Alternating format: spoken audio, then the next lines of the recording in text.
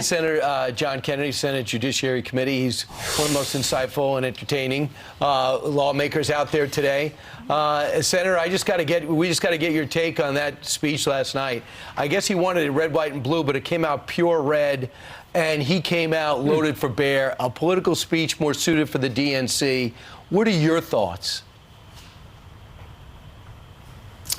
Well, I guess, Brian, I'd make 3 points. Number one, after listening to the president's speech, I really understand why it's an unassailable fact that age does not guarantee wisdom.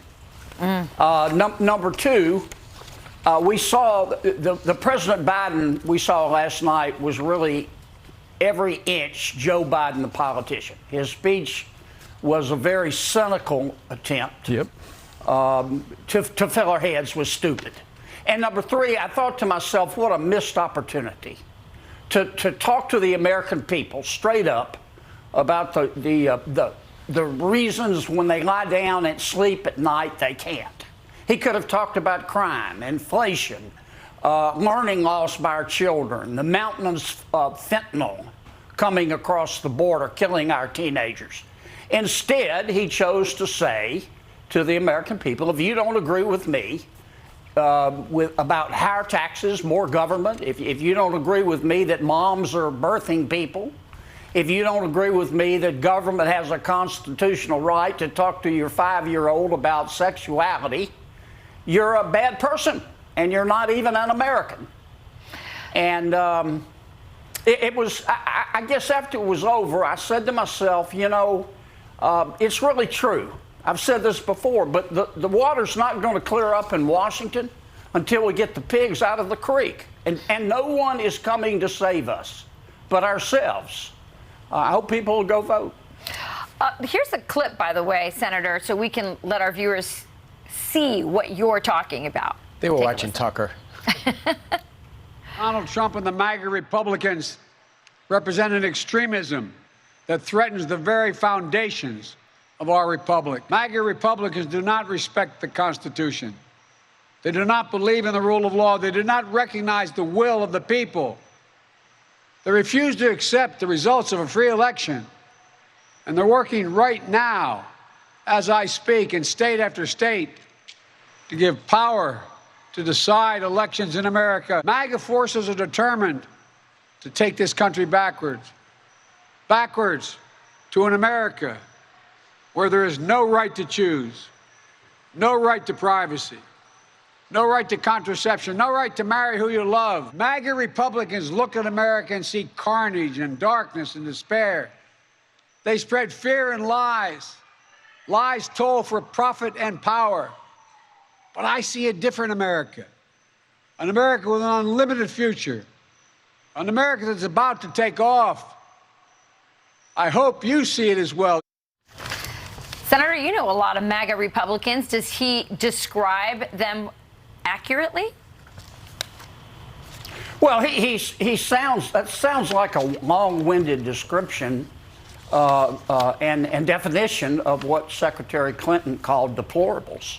The people that President Biden is talking about, some of whom supported President Trump, some didn't, are the people who get up every day, go to work, obey the law, pay their taxes, try to teach their kids morals. They do want to they are proud of America. They do want to make America great again. They just don't agree with President Biden's neo-socialist woke agenda.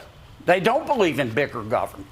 They don't believe in higher taxes. They don't believe in more spending. They don't believe in more regulation. They don't believe in more debt. They don't believe that we ought to turn our cops into social workers. They don't believe that stuff. And I think I'm very disappointed that the president would call people who don't agree with him those kind of names. I just think he's made a political mistake, but it says something about his administration. It does indeed. You know, we got a twofer with you. Not only are you a politician to talk about Joe Biden's nakedly political speech last night, but you were also a teacher. once upon a time. And I'm sure you saw the fact that they looked at that national test score that they give for 9-year-olds, kids who are in 3rd and 4th grade, to figure out how proficient they are in reading and math. And after the pandemic, we discovered, to our horror, our kids are going the wrong way. They've lost 5 points in reading. They've lost 7 points in math. And of course, it is blamed largely on the pandemic. But here's the unusual part right now. We know that the teachers unions kept the kids out of school classes as long as they could, but this administration is blaming the last administration. Listen to this, Senator. Right. So let's step back to where we were not too long ago when this president walked into this administration, how mismanaged the pandemic, the response to the pandemic was. In less than 6 months, our schools went from 46% to open to nearly all of them being open to full time. That was the work of this president. And that was the work of Democrats, in spite of Republicans not voting for the American Rescue Plan. Again, schools were not open. The economy was shut down. Businesses were shut down. Every Republican Congress voted against that money. That is the reality. We had to do this on our own. And Senator, of course, it was, the coronavirus started during the Trump administration. So the Trump administration pretty much shut everything down. But then one by one, states started coming back online with their kids. It was the teachers unions that were talking to the Joe Biden administration, the next administration, about keeping kids out of the classroom as long as possible and all the mandates and stuff like that. Then they wound up with $190 billion from the American Rescue Plan that she was just referring to for the schools. And a lot of that hasn't even been spent yet. And now our kids are going the wrong direction in reading and math. Well, if you believe what the president's press secretary said, you'll never own your own home.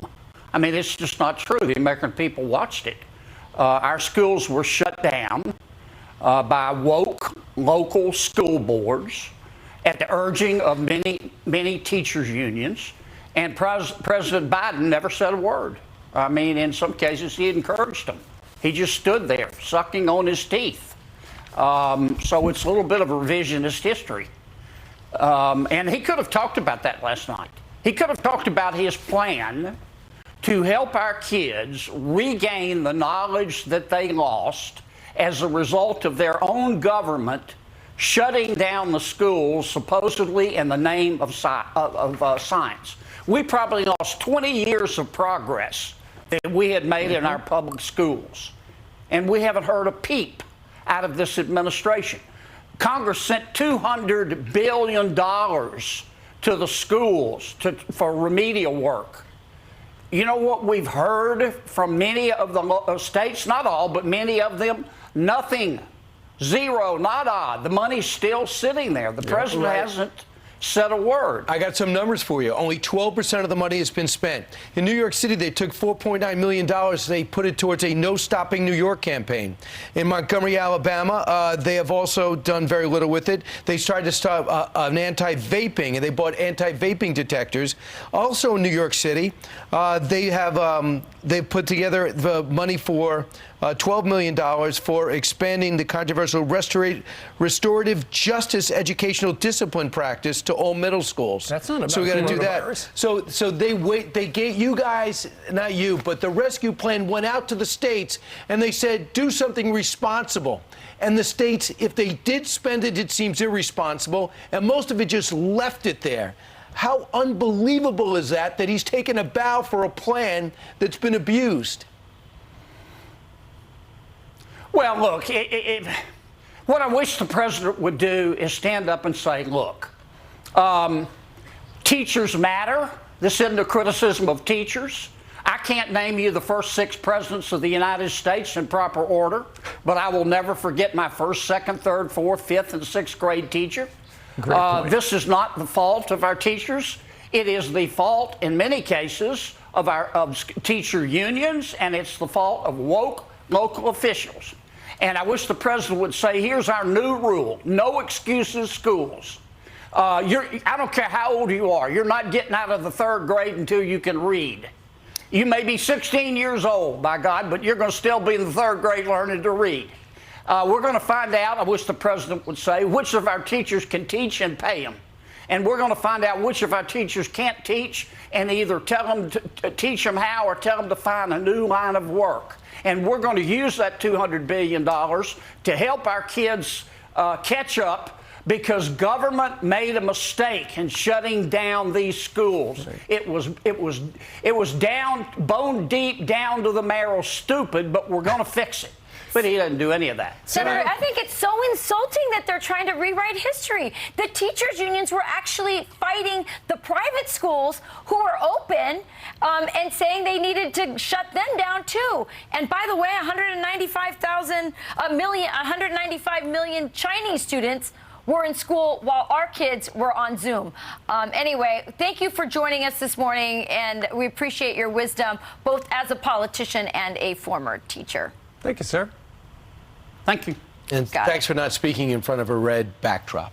It wasn't as distracting as the speech we saw last night.